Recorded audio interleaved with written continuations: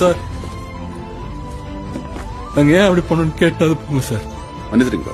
நீங்க எதுக்கு சார் கையெழுத்து கும்பிடுறோம்? நாங்க தான் சார் தப்பு பண்ணோம் சார். Please sir. நாங்க ஏன் அப்படி பண்ணோம் அவர் கேட்டுட்டு போயிடுங்களேன் சார். Please sir.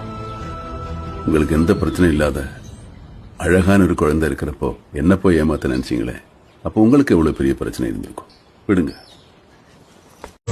வாழ்க்கை எங்கு போய் சேரும், காலம் செய்யும் தீர்மானம். என்னை உன்னை கேட்டா வாழ்க்கை பயணம் போகுது. எங்கெங்கோ கால்கள் செல்லும் பாதையில் போகின்றாய்.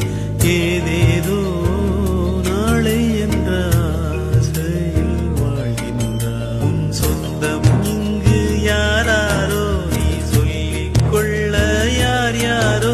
நீ